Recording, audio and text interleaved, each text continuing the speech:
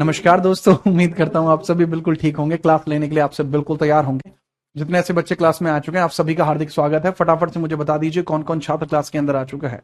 वर्तमान में देख पा रहा छात्रों की संख्या निरंतर बढ़ती जा रही है और यहाँ पर रवि, विकेश, आदित्य, प्रजापति, अंकित कुमार, नवीन कुमार, नरेंद्र पाल, प्रखर श्रीवास्तव, अक्षिता, आकांक्ष, दीपांशु, प्रतिमा और काफी सारे बच्चे आ चुके हैं।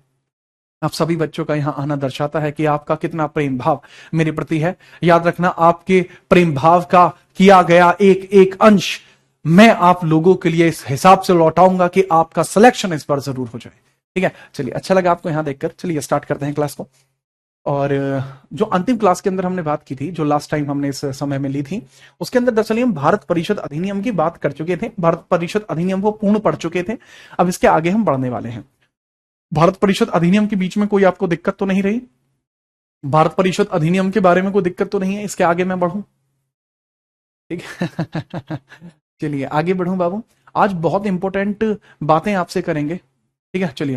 हिस्ट्री, अरे क्या हुआ देवनाथ बाबू, हिस्ट्री के टीचर में क्या इशू है बताओ। देबू, क्या क्या दिक्कत है? आप मुझसे हिस्ट्री नहीं पढ़ते हैं? किसी और से पढ़ रहे हो? अच्छा, तो कौन है वो जिनसे आप पढ़ रहे हैं? क्या दिक्कत आ रही है मुझे ये बताओ। सीधा सीधा ये बताओगे सर ये दिक्कत है और ये करा दो, बात खत्म करो। यहां हेडिंग डाल दीजिए। ब्लैक बैकग्राउंड पे पढ़ोगे? ब्लैक बैकग्राउंड पे पढ़ोगे? ये लो, छोड़ो यार इन बातों को। मुझसे तुम जो क्या होगे ना मास्टर साहब के ऐसे ये कर दो तो वो कर दिया जाएगा। ये ले भाई, अब बताओ, स्टार्ट करूं? देवनाथ कौन है? जी हाँ, बिल्कुल।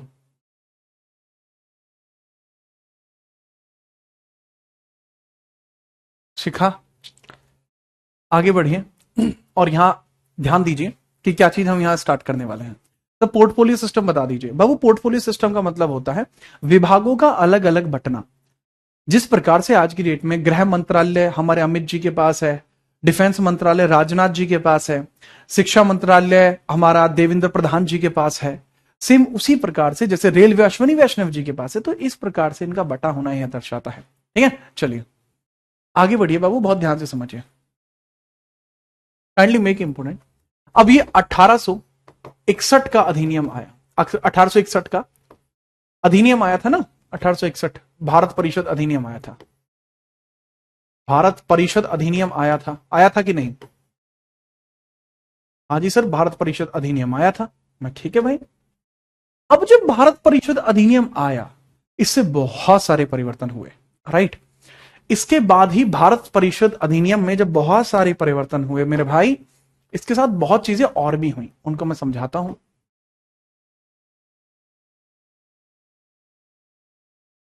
ठीक है, जब भारत परिषद अधिनियम बहुत सारे आपको देखने को मिले, तो इससे बहुत सारी चीजें और भी परिवर्तित हुई हैं, उसको हम समझते हैं। वो परिवर्तन क्या है, किस तरीके से है। ठीक है, ओके। इसके बाद इसका प्रभाव क्या पड़ा, ये आपको नोटबुक में ऐसे लिख रहा है, इसका प्रभाव क्या पड़ा, इसका प्रभाव यानी इंपैक्ट इसका क्या पड़ा। इसका अगले अधिनियम आने में बहुत समय लगेगा। इसके बाद आपको देखने को मिलेगा सीधा 1876। ठीक है, वो ज्यादा इंपॉर्टेंट नहीं होगा। देन इसके बाद आपको देखने को मिलेगा 1892, ये बहुत ज्यादा इंपॉर्टेंट होगा। ठीक है, ये हमारे लिए इंपॉर्टेंट एक्ट है। 76 हमारे लिए इंपॉर्टेंट एक्ट नहीं है, बट बहुत ध्यान से मेरी बात को समझना। ठीक है, चलिए। इंपैक्ट क्या है बाबू? इंपैक्ट बाबू दरअसल इसमें आपको ये देखने को मिलता है, इंपैक्ट आपको ये देखने को मिलता है कि भारत के प्रशासन में ब्रिटिशर्स की हिस्सेदारी बहुत अधिक बढ़ गई और भारतीयों की हिस्सेदारी लगभग नगण्य या शून्य के पास हो गई। ठीक है, बात को समझिए। This was like as Indian council act. Council act ये हो जाता है। और बाबू इसको प्यार पूर्वक समझेंगे कि भारत के प्रशासन में, राइट, भारत के प्रशासन में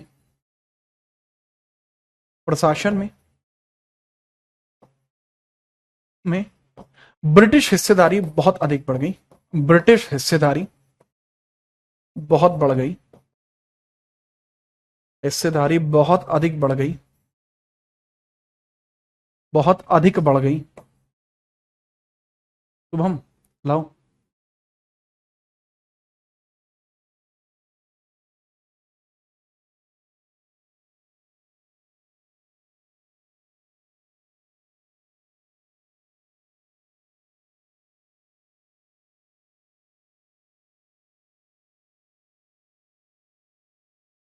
हाँ बाबू, तो भारत के प्रशासन में ब्रिटिश हिस्सेदारी बहुत अधिक बढ़ गई। एडमिनिस्ट्रेशन में यार बहुत ज्यादा हिस्सेदारी बढ़ गई। इसको इंग्लिश में आप कैसे लिखेंगे सतीश भाई, ध्यान से लिखना है इसको इंग्लिश में, ठीक है। Intrude British intrude increased in British intrude increased in Indian administration, Indian administration, administration. तो ये हिस्सेदारी बहुत बढ़ गई, हमें समझ में आया। अब ऐसी परिस्थिति में जो भारतीय लोग थे उनकी क्या जिम्मेदारी बनती थी? प्रशासन में अपनी जगह हासिल करना। भारतीय प्रशासन में अपनी जगह हासिल करना अब उनकी जिम्मेदारी बन गई थी, राइट। तो यहां पर भारतीयों में धीरे धीरे प्रशासन में स्थान मांगना शुरू किया। यहां धीरे धीरे, ये पहला पॉइंट हुआ, ठीक है। इसी कारण भारतीयों ने धीरे धीरे, इसी कारण भारतीयों ने धीरे धीरे प्रशासन में प्रशासन में स्थान मांगना शुरू किया। धीरे धीरे प्रशासन में स्थान मांगना शुरू किया,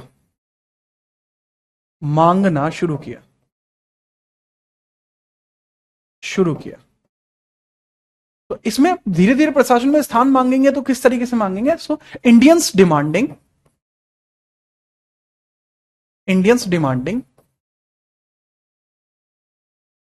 प्लेस इन एडमिनिस्ट्रेशन,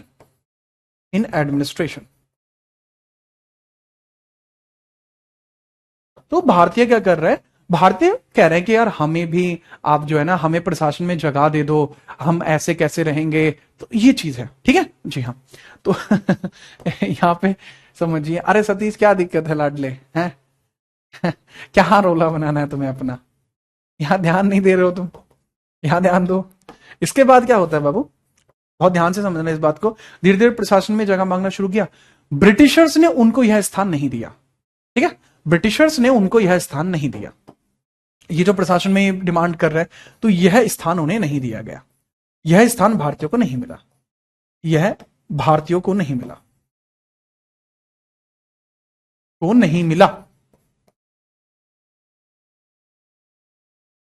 यह भारतीयों को नहीं मिला। Indians didn't get it, Indians did not get it, यह स्थान भारतीयों को नहीं मिला, ठीक है जी हाँ। अब यहां पे बात यह आती है, इसकी वजह से क्या होगा? आप किसी चीज की डिमांड करो, वो चीज प्रोड्यूस ना हो, तो ऐसी स्थिति में क्या होगा? आप खुद इस चीज को प्रोड्यूस करने की कोशिश करेंगे। दैट इज द पॉइंट जी हाँ। इंडियंस ने मांगा कि प्रशासन में जगह दे दो, प्रशासन में जगह नहीं दी गई, तो इंडियंस क्या करेंगे? इंडियंस ने अब मतलब डेलिबरेटली उस चीज को छीनना शुरू कर दिया कि या तो आप प्रशासन में जगह दो वरना हम क्रांति कर देंगे, ठीक है, यहां तो हम क्रांति कर देंगे। तो बहुत ध्यान से आप याद रखना कि यहां पर क्या होता है। इसके बाद ही सर स्थिति में आपको एक वर्णन देखने को मिलता है कि भारतीयों में राष्ट्रवाद का उदय होना शुरू हुआ।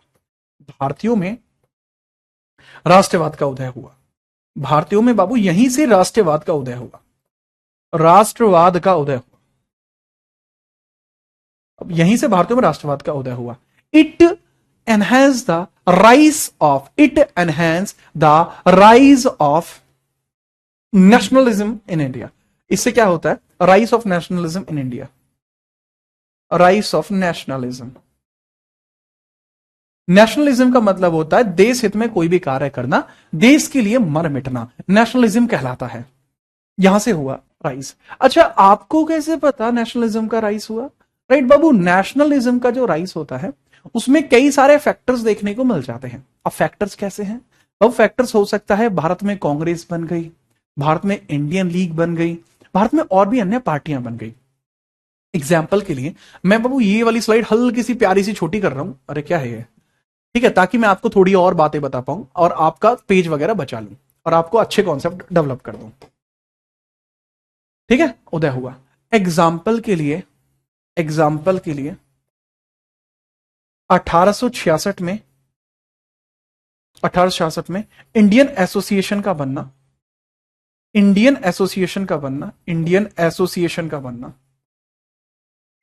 अब बाबू एसोसिएशन तो एसोसिएशन ही रहेगा ना, इंडियन एसोसिएशन का बनना कहां बनी थी भैया? लंदन में बनी थी जी। क्यों बनी थी? ताकि भारतीयों को प्रशासन में जगह मिले।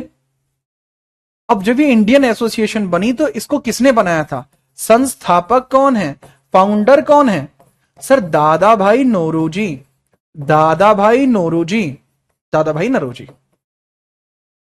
ये है बाबू फाउंडर। ठीक है, राइट जी हाँ। सेकंड आपको एग्जांपल देखने को मिलता 1875 में इंडियन लीग का बनना, इंडियन लीग का बनना, इंडियन लीग का बनना।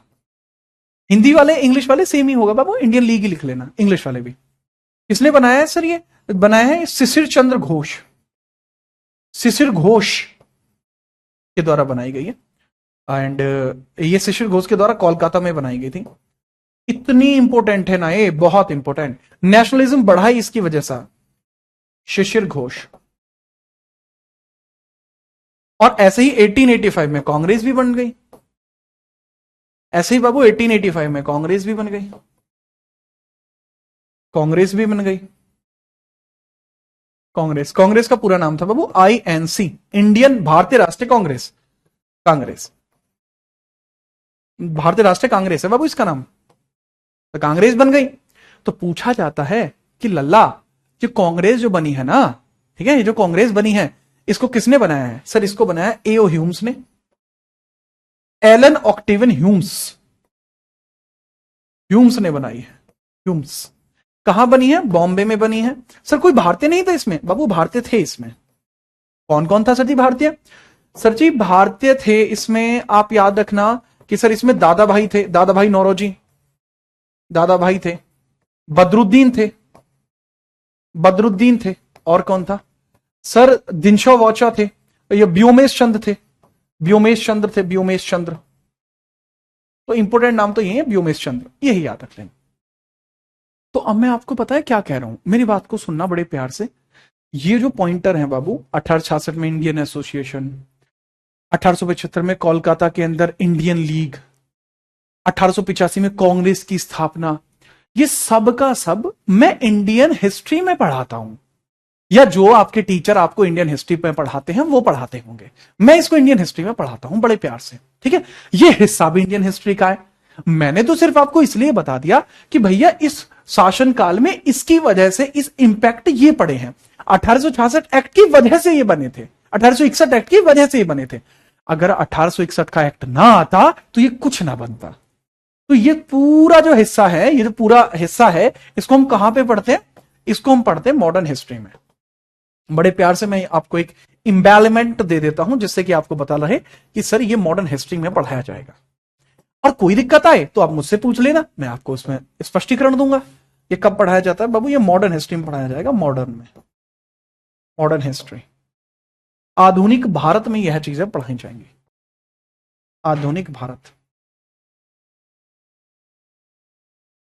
कोई दिक्कत आती है? आप मुझसे आधुनिक इतिहास पढ़े हैं तो आप जानते होंगे कि इसका क्या एक्सप्लेनेशन, बवाल एक्सप्लेनेशन दिया है मैंने। ठीक है, चलिए। रोहित चौधरी, क्या हाल है बाबू? ठीक है। अच्छा, आज ना मैं एक बहुत इंपॉर्टेंट अनाउंसमेंट भी करने वाला हूं उन सभी छात्रों के लिए जो या तो एसएससी के लिए पढ़ रहे हैं, या रेलवे के लिए पढ़ रहे हैं, या फिर यूपीएसआई के लिए पढ़ रहे हैं। एसएससी में सीजीएल के लिए पढ़ रहे हैं, उनके लिए बहुत इंपॉर्टेंट बात होगी, प्लस जो करंट अफेयर पढ़ रहे हैं। ठीक है, चलिए। हाँ, उनके लिए बहुत बहुत इंपॉर्टेंट एक अनाउंसमेंट होगी, बस मुझे क्लास के एंड में याद दिला देना कि सर आप कुछ बताने वाले हैं।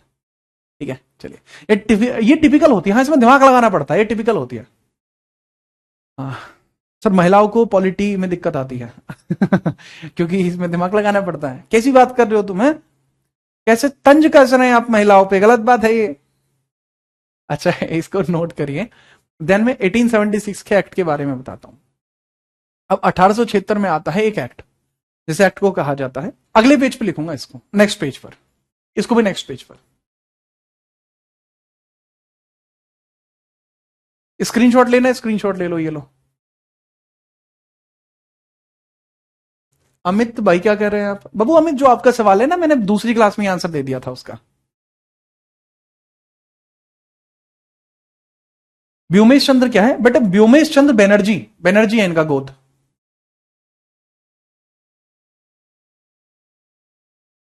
आगे बढ़ते हैं। बिल्कुल यार, मानवेंद्र, बिल्कुल। आगे बढ़े। ठीक है। ओके ओके छवि, आगे बढ़ते हैं। Now we are moving further, next page add कर रहा हूं, ठीक है।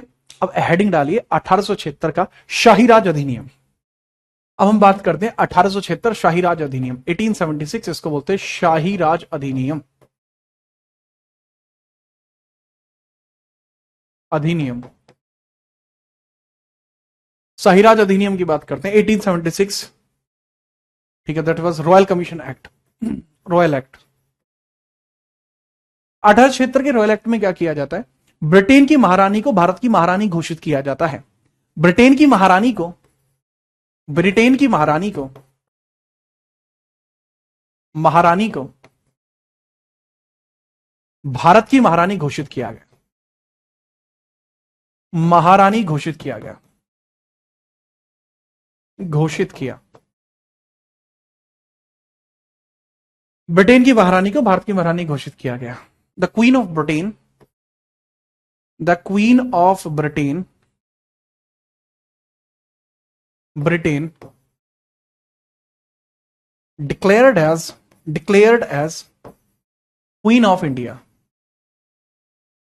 The queen of Britain declared as queen of India, ठीक है। इनको क्वीन ऑफ इंडिया डिक्लेयर किया जाता है, ठीक है, याद रखना। इस समय कौन थी ब्रिटेन की महारानी? सर इस समय विक्टोरिया थी। इस समय आपको कौन देखने को मिल जाएगी? विक्टोरिया, विक्टोरिया आपको देखने को मिल जाएगी, विक्टोरिया। विक्टोरिया को घोषित कर दिया गया है,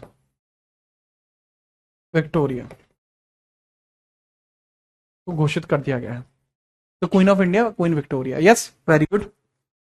अब भैया बात यह है कि इनको कब घोषित किया जाता है? तो सर इनको 1 तारीख में घोषित किया जाता है। 1 तारीख कब थी जी? 1 जनवरी 1877 में, 1 जनवरी 1877 में। तो ये तारीख आपको थोड़ी याद रखनी होती है, 1 जनवरी 1877। इसी दिन, इसी दिन महारानी ने, महारानी ने पहली केसर हिंद की उपाधि भी धारण की, पहली केसर हिंद की उपाधि धारण की, केसर हिंद की उपाधि धारण की,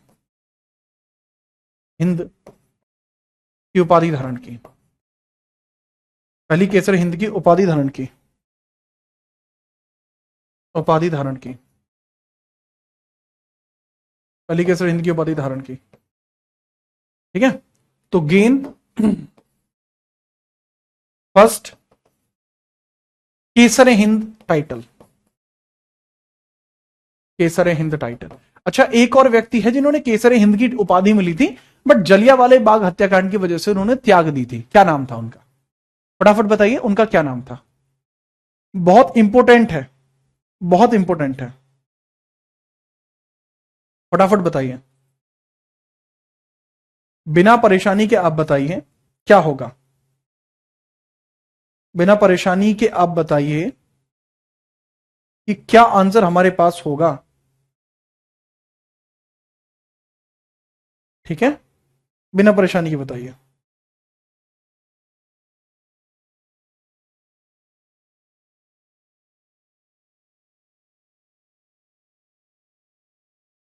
तो गांधी जी, लाला जी को कभी उपाधि नहीं मिली, दैट वाज गांधी जी, और उन्होंने ही जलियांवाले बाग हत्याकांड के बाद उस उपाधि को त्याग दिया था।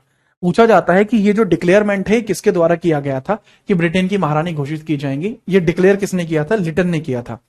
ये डिक्लेयर किसने किया था? Declared by viceroy Lytton. Viceroy, उस समय वाइस रॉय कौन था भाई जी? वाइस रॉय आपको कौन देखने को मिलता है? तो that was Lytton. Lytton viceroy आपको देखने को मिल जाएगा, लिटन, लिटन आपको देखने को मिल जाएगा। कौन था बाबू vice Roy? Lytton vice Roy था, ठीक है। ठीक है सतीश।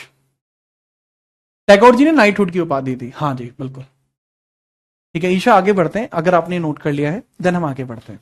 सिर्फ इतना ही इसमें इंपॉर्टेंट क्या हुआ है, इसके अलावा कुछ नहीं। केसर हिंद की उपाधि गांधी जी के पास भी थी, यस थी। ठीक है चलो आगे बढ़ते हैं। केसर हिंद आपने देख ही लिया होगा, दैट इज वेरी इंपॉर्टेंट। अगली हेडिंग आप डालेंगे 1892 का एक्ट। अजय होगा भाई, क्लास होगा। 1892 का एक्ट, देखिए हेडिंग डालिए 1892 Indian council act. Indian council act,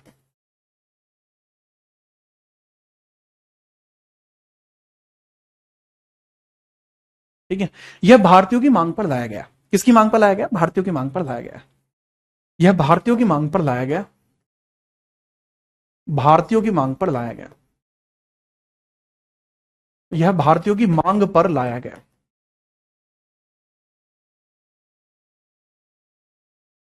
ठीक है। It was demanded by Indians. By Indians. It was demanded by Indians, like Indians were demanding दस। इंडियंस बाबू इसको डिमांड कर रहे थे। इसको बोलेंगे भारत परिषद अधिनियम। अब जब इंडियंस ने इसको डिमांड करना शुरू किया था, इंडियंस क्या कर रहे थे? Indians were demanding. भारतीयों की मांग क्या थी? भारतीयों की मांग क्या थी? भारतीयों की मांग। अब भारतीयों की मांग समझिए। अच्छा, इस दौरान अगर आप भारतीय होते तो आप क्या मांगते? मैं आपको उस स्थिति में लेकर जाता हूं, आप मुझे बताइए आप क्या मांगते? अगर आप उस स्थिति में होते आप क्या मांगते, खुद बताओ। अच्छा, लोगों को तब ये पता नहीं था कि हम आजाद भी हो सकते हैं। लोगों को ये पता ही नहीं है कि आजाद हो सकते हैं। इनको है कि भाई कुछ तो ऐसा हो सकता है, इनको आजादी का पता ही नहीं है कि ऐसी भी कोई चीज होती है। ठीक है। अरे देव मेरे भाई, आप वहां चले जाइए।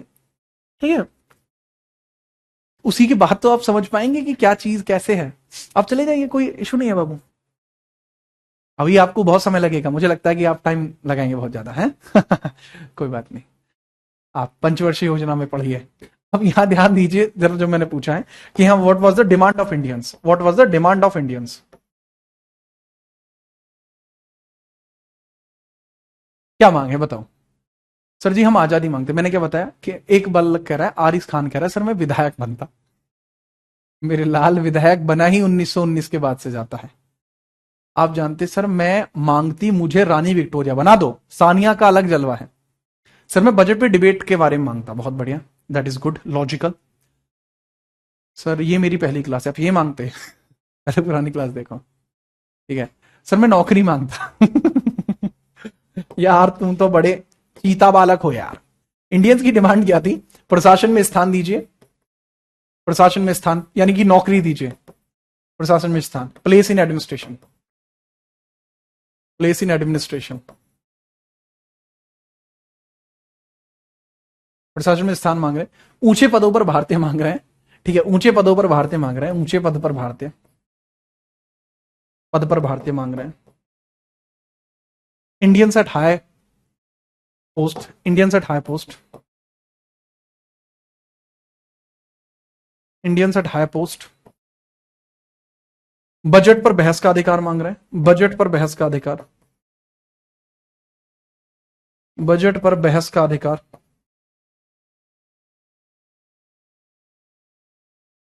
बजट पर बहस का अधिकार। बजट पे बहस के अधिकार का मतलब क्या हो गया कि भाई बजट होना है तो बजट पर बहस। तो इसको बोलते हैं discussion over budget. Discussion over budget, discussion over budget, discussion over budget right. Discussion over budget right, कि भाई हम बजट के ऊपर डिस्कशन करेंगे, उसका भी अधिकार हमें चाहिए। तो ये वेरी वेरी इंपॉर्टेंट हो जाएगा कि बजट के ऊपर बहस होनी चाहिए, उसका अधिकार यहां पर मांग रहे हैं। दैट इज वेरी गुड कि भाई अच्छा था ये भी कि भाई बजट के ऊपर बहस का अधिकार मांग रहे हैं। This is very good, very very good. चलिए, तो इसके संदर्भ में कई सारी बातें आपको वैसे भी पता लग गई, इस प्रकार से भी पता लग गई, चीजें और ज्यादा सुलझी हुई आपको लग रही हैं, तो ये ऐसे हो सकता है। ठीक है, ये इस प्रकार से हो सकता है। ठीक है सर जी। इसमें इनको क्या मिला? इंडियंस को क्या मिला? इसके अंदर प्रमुख बातें क्या मिली इंडियंस को? प्रमुख इसमें आपको बिंदु क्या क्या देखने को मिलते हैं? पहला, इंपॉर्टेंट पॉइंट्स आपको क्या देखने को मिले?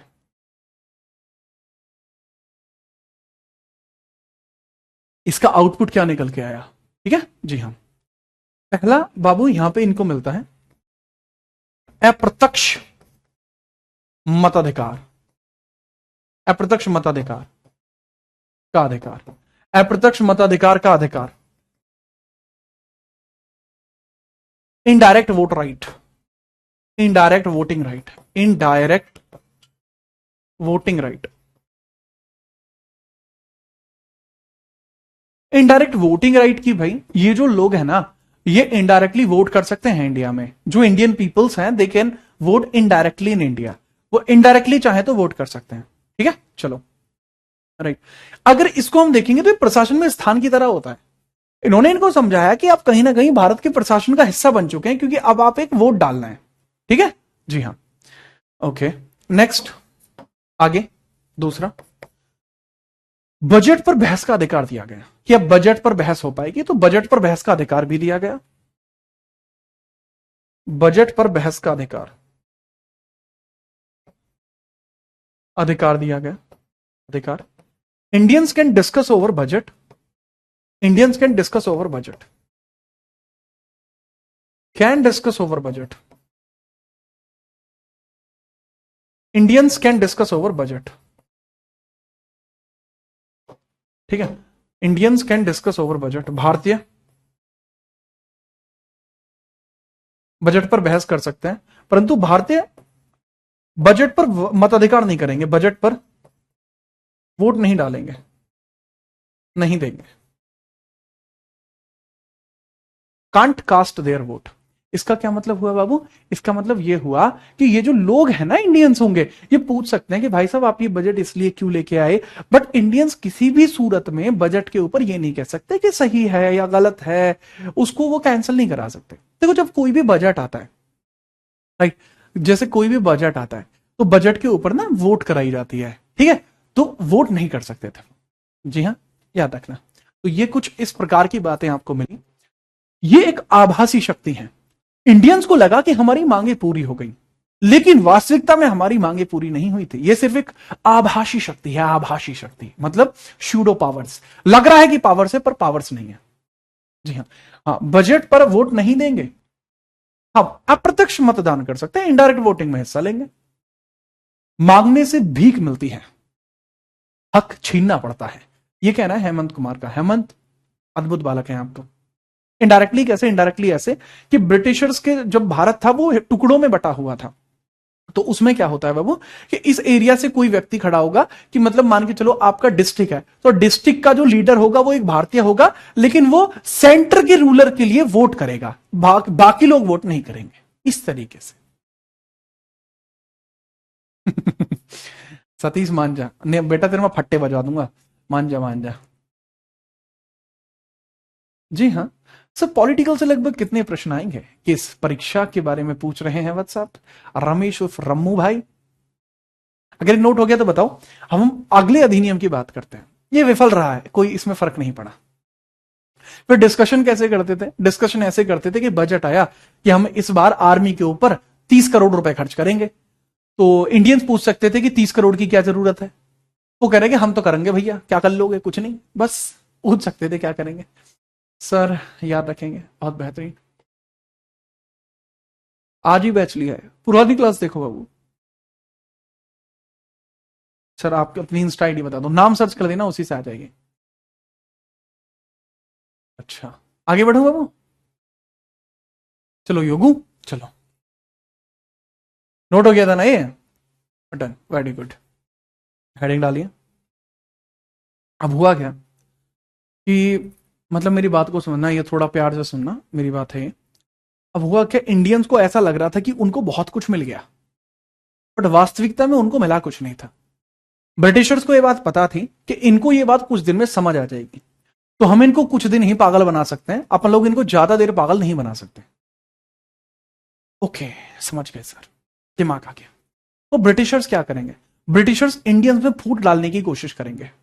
यहां प्रतिपादन होता है फूट डालो और राज करो का, डिवाइड एंड रूल का प्रतिपादन यहीं से होता है। फूट डालो और राज करो यहीं से शुरू होता है। फूट डालो और राज करो, फूट डालो और राज करो,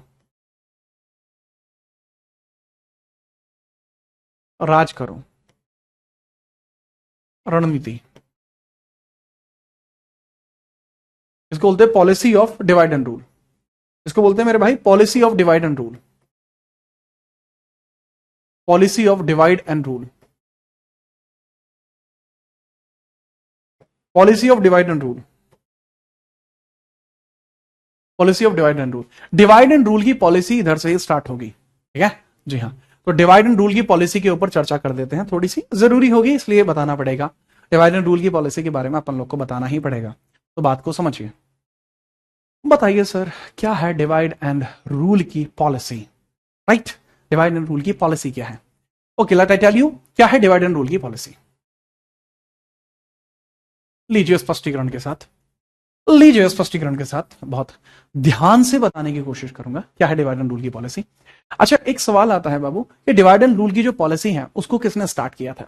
डिवाइड एंड रूल की जो रणनीति है स्टार्टेड बाय होम, स्टार्ट किसने किया था बाबू? स्टार्टेड बाय, स्टार्ट बाय, ठीक है सर। इसको हालांकि कर्जन ने स्टार्ट किया था बट अनऑफिशियल है बाबू। कर्जन ने स्टार्ट किया था, कर्जन ने, बट वो अनऑफिशियल माना जाता है। कर्जन ने स्टार्ट किया था, कर्जन, बट ये माना जाता है अनऑफिशियल। इसने इसको स्टार्ट तो कर दिया था लेकिन इसको मुकाम पर नहीं लेके जा पाया। तो मुकाम पर कौन लेके जा पाता है वो समझिए,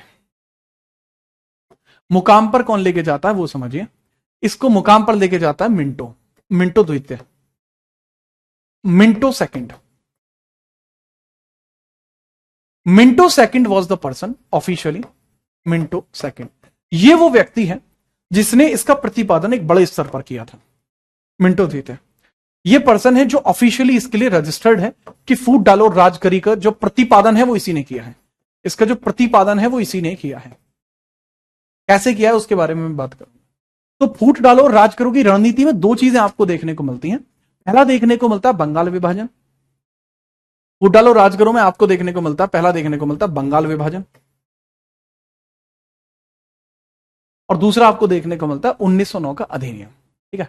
सर्वेश बाबू पीवाईक्यूएस में कराऊंगा और हर एक एग्जाम की पीवाईक्यूएस कराऊंगा जिसमें जीएस आता है। मैं आपको अपने शब्द देता हूं, मैं आपको वचन देता हूं, अब मैं उससे पीछे नहीं हट सकता। निश्चिंत रहिए, सारे शब्द आपके फुलफिल किए जाएंगे। हर एक एग्जाम के पीवाईक्यूएस कराऊंगा, डिटेल, डेप्थ, बेटर फॉर्मेट में होंगे। तो अभी फिलहाल में इसको देखते हैं, उसके बाद हम उसको देखेंगे। तो बंगाल विभाजन के बारे में थोड़ा सा डिटेल बता देता हूं बस। बंगाल डिवीजन, बंगाल डिवीजन, वैसे तो बाबू बंगाल डिवीजन वैसे तो मॉडर्न हिस्ट्री का हिस्सा है, वैसे तो ये मॉडर्न हिस्ट्री का हिस्सा है, बट इसके बारे में थोड़ी थोड़ी बातें मैं बता देता हूं। दिस इज बंगाल विभाजन, this is modern history, modern history. इसको बोलते हैं आधुनिक भारत, इसको ही बोलते हैं आधुनिक भारत। आधुनिक भारत इसी को बोला जाता है, बंगाल विभाजन को ही आधुनिक भारत बोला जाता है, ठीक है। ध्यान से समझते हैं क्या है मैटर। तो बाबू बंगाल विभाजन की जो डिक्लेयर किया जाता है, जो घोषणा की जाती है, डिक्लेयर, डिक्लेयर किया जाता है 20 जुलाई में 1905 में डिक्लेयर किया, घोषणा की जाती है। घोषणा कौन करता है? By Curzon. कर्जन ने इसकी घोषणा की। कर्जन उस समय वायसरॉय था। कर्जन उस समय कौन था बाबू? कर्जन वायसरॉय था, वायसरॉय कर्जन, वायसरॉय था उस समय, वायसरॉय। वायसरॉय कर्जन आपको देखने को मिल जाएगा, ठीक है। चलिए अब सीधी बात हम बात करते हैं, ठीक है, सीधी बात हम यहां पे बात करते हैं। जब वायसरॉय कर्जन आपको देखने को मिलता है तो यहां बड़ी बात यह होती है बाबूजी, ये क्या कहता है, घोषणा में क्या करता है? ये कहता है कि 16 अक्टूबर को 1905 में बंगाल के दो टुकड़े हो जाएंगे, बंगाल के दो हिस्से, दो हिस्से हो जाएंगे। अब बंगाल के दो हिस्से किस प्रकार से हो जाएंगे? वो कुछ इस प्रकार से बंगाल की संरचना को विभाजित करता है, इस प्रकार से बंगाल को दो हिस्सों में तोड़ता है। आज की डेट में ये होता है बाबू वेस्ट बंगाल, और ये होता है आपका ईस्ट बंगाल। ठीक है, यानी ये हो गया बाबू पूर्वी बंगाल, ये हो गया पश्चिमी। तो सर जी ये फूट डालो और राज करो कैसे हो गया? भैया जी ये फूट डालो और राज करो किस प्रकार से हो गया वो समझिए। सर ये वाला जो हिस्सा है ये हिंदू बाहुल्य क्षेत्र है, ये वाला हिस्सा हिंदू बाहुल्य क्षेत्र है, और ये वाला जो हिस्सा है ये मुस्लिम बाहुल्य क्षेत्र है, ये मुस्लिम बाहुल्य क्षेत्र है। तो जैसा मैंने बताया कि जो पश्चिमी बंगाल है इसमें हिंदू ज्यादा है, हिंदू ज्यादा है, 67% यहां हिंदू हैं, लेकिन वहीं पूर्वी के अंदर आपके 70% से अधिक मुस्लिम है, जो आज की डेट में बांग्लादेश है, जो आज की डेट में बांग्लादेश है, राइट, पूर्वी और पश्चिमी। तो यहां यह हिंदू मुस्लिम एकता पर पहला प्रहार था, यही हिंदू मुस्लिमों के बीच में फूट पड़ी, यह हिंदू मुस्लिम एकता पर पहला प्रभाव था, यह हिंदू मुस्लिम एकता पर, यह हिंदू मुस्लिम एकता पर, यह हिंदू मुस्लिम एकता पर पहला प्रभाव था, पहला प्रहार था।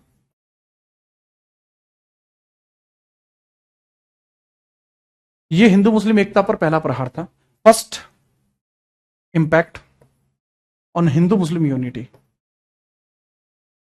First impact on Hindu Muslim unity, Hindu Muslim unity, unity, कि भाई ये हिंदू मुस्लिम यूनिटी पर पहला प्रहार है। ओके सर, क्या भारतीयों ने इसको रोकने का प्रयास नहीं किया? भारतीयों ने अथक प्रयास किए, बहुत अधिक प्रयास किया भारतीयों ने। सर कैसे? सर भारतीयों ने इसको रोकने का प्रयास भी किया, भारतीयों द्वारा प्रयास। ठीक है, चलो, Indian efforts, Indian efforts to stop yes, इसको रोकने के लिए भारतीयों के प्रयास। तो भारतीयों ने प्रयास करा, जैसे 7 अगस्त को, ठीक है, 7 अगस्त को, 7 अगस्त 1905 में इन्होंने स्वदेशी आंदोलन चलाया, सुरेंद्र नाथ बनर्जी ने स्वदेशी आंदोलन, सुरेंद्र नाथ ने बंगाल में चलाया था, सुरेंद्र नाथ बनर्जी ने, सुरेंद्र नाथ ने चलाया था बंगाल में। हाँ बहरहाल आगे इसको अलग अलग लोगों ने चलाया, जैसे रजा हैदर ने दिल्ली में, रजा हैदर, जैसे रजा हैदर ने दिल्ली में चलाया, लाला लाजपत ने इसको चलाया पंजाब में, लाला जी ने, लाला लाजपत जी ने इसको चलाया बाबू पंजाब में, और बाल गंगाधर तिलक ने इस चीज को चलाया, बाल गंगाधर तिलक ने इस चीज को चलाया महाराष्ट्र में। बाल गंगाधर ने इसको कहां चलाया बाबू? महाराष्ट्र में, महाराष्ट्र में चलाया। स्वदेशी आंदोलन क्या था कि भाई हम केवल अपनी ही चीजों को यूज करेंगे और जो विदेशी चीजें उनका यूज नहीं करेंगे, इस वजह से फाइनेंशियली उन लोगों को दिक्कत हो जाएगी। किसको? ब्रिटिशर्स को। तो ये पहला प्रयास था, लेकिन ये विफल हो गया क्योंकि ब्रिटिशर्स ने अपनी स्ट्रैटेजी को बदल दिया था। ठीक है बाबू, चलो इसके बाद अगला प्रयास किया गया रक्षाबंधन दिवस, रविंद्रनाथ टैगोर के द्वारा रक्षाबंधन दिवस। ठीक है, अगला 16 अक्टूबर को ही किया जाता है रक्षाबंधन दिवस। और बंग भंग आंदोलन, रक्षाबंधन दिवस प्लस बंग भंग आंदोलन, बंग भंग आंदोलन। ये किसने स्टार्ट किया था बाबू? सर ये रविंद्रनाथ टैगोर ने स्टार्ट किया था, रविंद्रनाथ टैगोर ने स्टार्ट किया था, रविंद्रनाथ टैगोर ने स्टार्ट किया था। लेकिन बाबू ये भी फ्लॉप हो गया। आमार सोनार बांग्ला, आपको एक शब्द देखने को मिलता है आमार सोनार बांग्ला, ये बांग्लादेश का राष्ट्रगीत है, बट ये रविंद्रनाथ टैगोर ने इसी समय लिखा था और इसी समय ये पॉपुलर हुआ। कौन सा बाबू? आमार सोनार बांग्ला। प्लस ये जो स्वदेशी आंदोलन है, स्वदेशी मूवमेंट है, ये कहां पर हुआ था? सर जी कलकत्ता के टाउन हॉल में हुआ था। Calcutta town hall, Calcutta town hall एक स्थान है बाबू कलकत्ता में, टाउन हॉल। जब बाबू मैं इसको हिस्ट्री में पढ़ा रहा होता हूं तो ये चीज बताने में मुझे 1.5 घंटा लगता है, क्योंकि इसमें अभी और गोता मारना पड़ेगा। आपकी किताबों में तो इतना ही लिखा है, लेकिन जब मैं पढ़ाता हूं, मतलब मैं पढ़ाता हूं, उसमें मैं इसको बहुत बारीकी से बताता हूं कि सुरेंद्र नाथ ने क्या किया, राजा हैदर कौन था, लाला लाजपत राय की भूमिका क्या है, आखिरकार रविंद्रनाथ टैगोर रक्षाबंधन दिवस क्यों मना रहे हैं, इन सब चीजों को हम बताते हैं। बट पॉलिटी की दृष्टि से हमें सिर्फ इतना जानना है कि यहां पर बंगाल विभाजन कर्जन के द्वारा कहा गया कि हम हिंदू मुस्लिमों में फूट डाल देंगे, और वो सक्सेसफुल रहा। भारतीयों ने रोकने का प्रयास भी किया, इंडियंस ने एफर्ट्स भी लगाए, लेकिन वो सारे एफर्ट्स विफल रहे, बंगाल का विभाजन हो गया। 1905 की बात है ये। बोर्ड पे लिखी गई एक एक तारीख सही है, इसमें किसी प्रकार के कोई परिवर्तन की आवश्यकता नहीं है, इसको नोट करिए। जी हां, ये नोट करना है बाबू, और इसके बाद हम आगे बढ़ते हैं।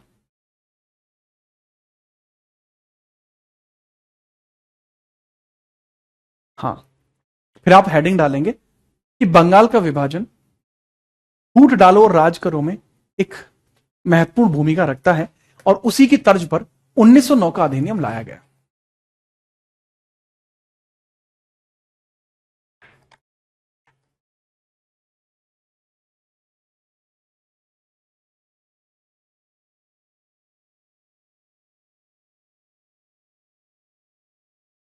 ठीक है, चलिए। सर यूपी पुलिस के दोनों बैचेस में क्लास चलेगी यार, ये कैसे कह सकता हूं मैं। ठीक है सर, आपकी क्लास मूवी जैसे लिखते हैं। अच्छा गोविंद, हाथ छोड़ दूंगा बेटा, गोविंद चौहान। ठीक है, ठीक है, आगे बढ़िए अंसारी। देखो, अब जैसे मैंने बताया, बंगाल का जो विभाजन था वो फूट डालो राजगुरु की नीति में बहुत जरूरी था। ठीक है, आगे बढ़ते हैं फिर हम। ठीक है, बंगाल विभाजन फूट डालो राजगुरु की नीति में एक प्रमुख अधिनियम था। बंगाल विभाजन फूट डालो और राज करो में सफल रहा, क्योंकि हिंदू मुस्लिम बट गए ना। सर आपको कैसे पता ये सफल रहा था? अब तक मुस्लिम लीग नहीं बनी थी, बट 1906 में मुस्लिम लीग इसी की वजह से बनी, इसलिए सफल रहा। ठीक है, तो बंगाल का जो विभाजन था 1905 का, 1905 का, उसके हमें पता लगा कि सफल रहा है। अब उसी के हिसाब से दिमाग लगाते हुए भारत में 1900, इसके बाद भारत में 1909 का अधिनियम आया। इसके बाद भारत में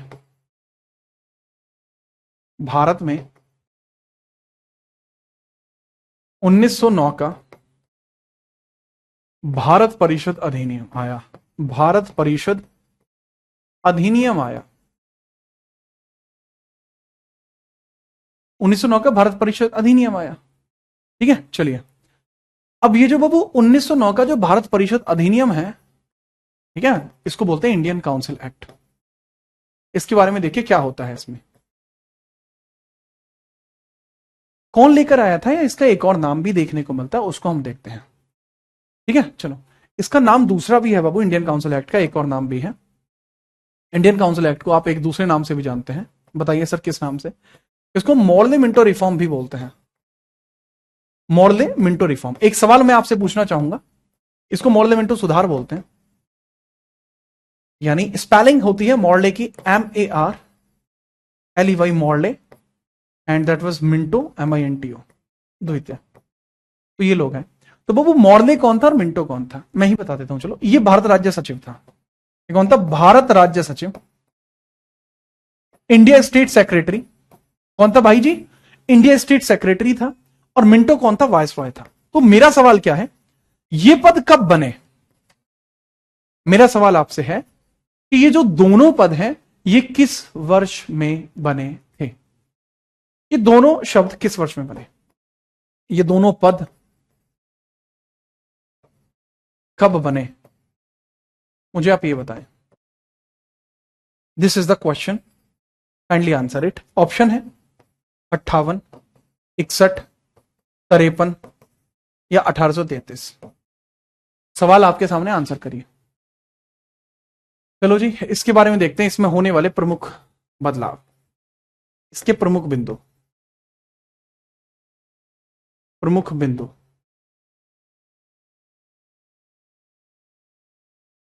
इसके प्रमुख बिंदु देखते हैं। ठीक है, इसके प्रमुख बिंदु देखते हैं भाई, इंपॉर्टेंट पॉइंटर्स देखते हैं। भारत राज्य सचिव, जी हाँ, इंडिया स्टेट सेक्रेटरी। ठीक है, चलिए सर, ओके।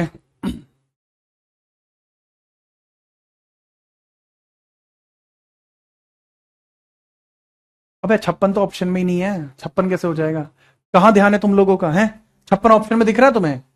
56 आंसर कर रहे हो? बाबू ध्यान तो दो एक बार, इसको कृपया करके लिखिए। पहला पॉइंट होता है सांप्रदायिक पंचायत की शुरुआत, सांप्रदायिक पंचायत की शुरुआत, पंचायत की शुरुआत, सांप्रदायिक पंचायत की शुरुआत, इसको बोलते हैं communal separation started, separation started, started, communal separation start कर दिया गया, कम्युनल सेपरेशन स्टार्टेड। हाँ, करेक्ट आंसर होगा भाई 1858, शाबाश। दोनों ही पद 1858 में बने। सांप्रदायिक पंचायत शुरू कर दी गई, इसका मतलब क्या होता है? हिंदू और मुस्लिमों में विभाजन शुरू कर दिया गया। हिंदुओं के लिए अलग से योजना है और मुस्लिमों के लिए अलग से योजना है। ठीक है, अगला पॉइंटर क्या बनता है जी यहां? मुस्लिमों के लिए, हिंदू मुस्लिमों के लिए पृथक निर्वाचन मंडल, हिंदू और मुस्लिमों के लिए, मुस्लिमों के लिए पृथक निर्वाचन मंडल, पृथक निर्वाचन मंडल, पृथक निर्वाचन मंडल। इसका मतलब क्या होता है? Separate electoral college, electoral college. तो सेपरेट इलेक्टोरल कॉलेज यहां पर स्टार्ट हुआ। ठीक है, क्या स्टार्ट हुआ बाबू? सेपरेट इलेक्टोरल कॉलेज आपका यहां पर स्टार्ट हुआ, separate electoral college. Perfectly start हुआ सेपरेट इलेक्टोरल कॉलेज, बहुत बहुत जरूरी है ये सेपरेट इलेक्टोरल कॉलेज। इसमें क्या हुआ? हिंदू वाले वोटिंग क्षेत्र अलग हो गए, मुस्लिम वाले वोटिंग क्षेत्र अलग हो गए। इसमें क्या हुआ? जैसे कोई एरिया है, अब जैसे मान के चलो ये भारत है, अब इसमें इस तरीके से हिस्से बांट दिए गए कि ये एक इलेक्शन क्षेत्र है, ये एक इलेक्शन क्षेत्र है। तो इस तरीके से करके इसमें यह कर दिया गया कि हिंदुओं का मुस्लिम, हिंदू की यहां सिर्फ हिंदू, एक मुस्लिम वोटिंग होगी, यहां केवल मुस्लिम वोटिंग होगी, यहां केवल मुस्लिम वोटिंग होगी। ठीक है, यहां केवल जो है इस तरीके से। इसके अलावा यहां कुछ ऐसे स्थान बताए गए जहां हिंदू वोटिंग होगी, यहां हिंदू वोटिंग, यहां हिंदू वोटिंग, यहां भी, यहां भी, यहां भी, यहां भी। तो ऐसे यहां हिंदू वोटिंग होगी, यहां मुस्लिम वोटिंग होगी। इस तरीके से करके जो परिवर्तन है वो किया जा रहा है, इस तरीके से करके जो परिवर्तन है वो करना प्रारंभ किया गया। तो ऐसे ऐसे स्टार्टिंग की गई कि भाई इस एरिया से कोई जो लीडर बनेगा वो मुस्लिम बन सकता है, इससे कोई लीडर बनेगा वो हिंदू ही बन सकता है। राइट, ठीक है। अब यहां पे ये समझिएगा कि भाई और क्या बात चल रही है, और सर जी ये बात चल रही है यहां पर, और यहां पर ये बात चल रही है कि यहां पर मुस्लिमों को स्पेशल वोट राइट दे दिया गया। ठीक है, मुस्लिमों को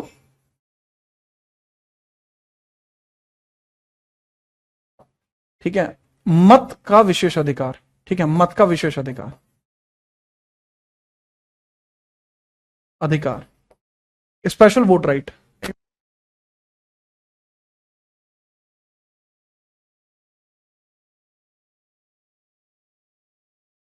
तो मुस्लिमों को मत का विशेष अधिकार दिया गया, स्पेशल वोट राइट दी गई, स्पेशल वोट राइट दिया गया। और बाबू ये स्पेशल वोट राइट क्या? एक व्यक्ति दो, एक मुस्लिम व्यक्ति दो वोट डाल सकता है, वोट्स डाल सकता था, बट उसमें कंडीशन थी, बट डाल वो दो वोट सकता था, 2 वोट्स डाल सकता था, he can cost 2 votes.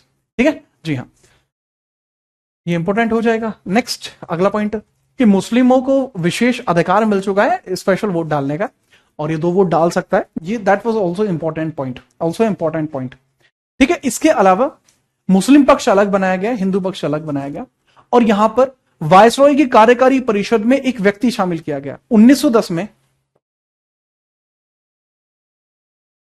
Viceroy परिषद में पहला भारतीय, वायसरॉय परिषद में पहला भारतीय सत्येंद्र नाथ टैगोर में पहला भारतीय, वायसरॉय परिषद में पहला भारतीय कौन चुना गया बाबू? सत्येंद्र प्रसाद सिन्हा, सत्येंद्र प्रसाद सिन्हा।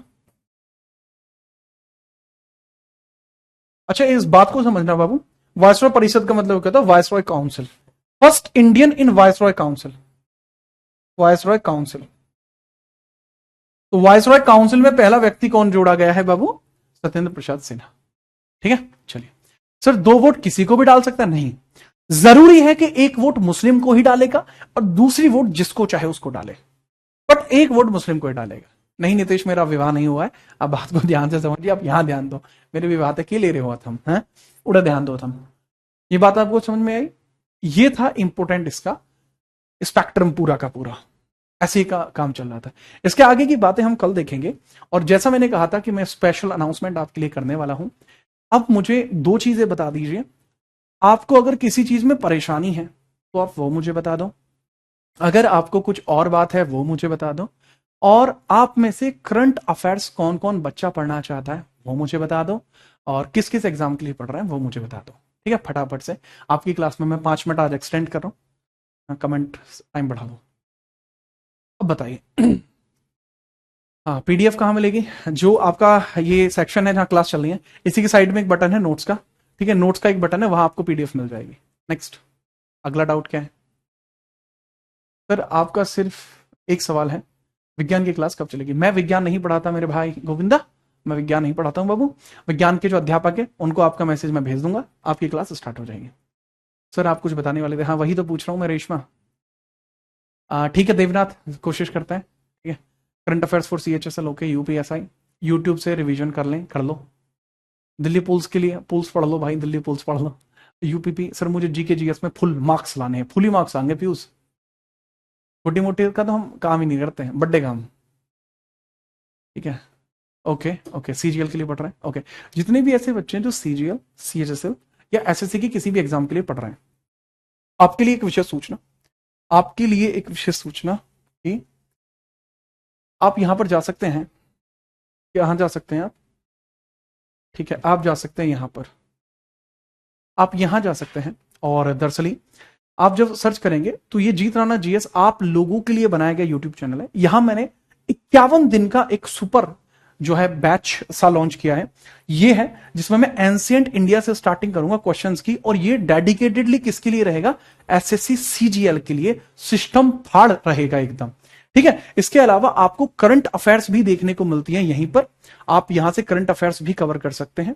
ठीक है, याद रखिएगा, ये करंट अफेयर्स है, ये करंट अफेयर्स है, ये करंट अफेयर्स है, जिस भी टाइप की चाहिए उस टाइप की। दूसरा, और मैं आप लोगों को धन्यवाद देना चाहूंगा, आभार व्यक्त करना चाहूंगा कि आपने 2 महीने से भी कम का समय में आपने इसको 81,000 का ग्रुप बनाया, और आपसे उम्मीद है कि आप इसी प्रकार से अपना प्रेम भाव बनाए रखेंगे ताकि इन चीजों को और अच्छा किया जाए, और इस हिस्सा बन के आप इसकी शोभा और बढ़ाएंगे। अगर आप इसमें जुड़ते हैं तो वो इसकी शोभा बढ़ेगी। ठीक है, आप इसकी शोभा जरूर बढ़ाइएगा। ठीक है, स्टैटिक जीके भी आप यहां से देख सकते हैं। लेकिन इस क्लास में भाई मैं चाहूंगा कि जो जो बच्चा पढ़ता है वो इस क्लास में लाइव आए, इस लाइव क्लास में लाइव आए, क्योंकि रात को 8 बजे चला करेगी, और सीजीएल 2025 को टारगेट करेगी। अब की बार सीजीएल पार, वो आपको यहां पे देखने को मिल जाएगा। ठीक है, करंट अफेयर्स सैटरडे में एक बड़ी धाकड़ क्लास होने वाली है वहां पर। ठीक है, चलो, हाँ बिल्कुल बाबू, सब बिहार एसएससी के लिए कोशिश करता हूं बाबू, बिहार एसएससी के लिए मैं शेड्यूल थोड़ा कर पाऊं। बाबू टेंशन मत लो, बाकी चीजें जरूर होंगी। ठीक है, आप टेंशन फ्री हो जाइए, आपकी जो भी समस्याएं सभी समस्याओं को दूर किया जाएगा। मेरा काम सिर्फ यहाँ प्रमोशन करना नहीं है, मैं प्रमोशन तभी करता हूं जब कुछ सटीक बात हो। 2024 के करंट अफेयर्स का रिवीजन इस शनिवार होने जा रहा है मेरे द्वारा। ठीक है, उसके बारे में मैं डाल भी चुका हूं पहले से ही अपना स्टेटमेंट, मिलता रहूंगा बाकी इसी प्रकार से। तब तक के लिए जय हिंद, वंदे मातरम।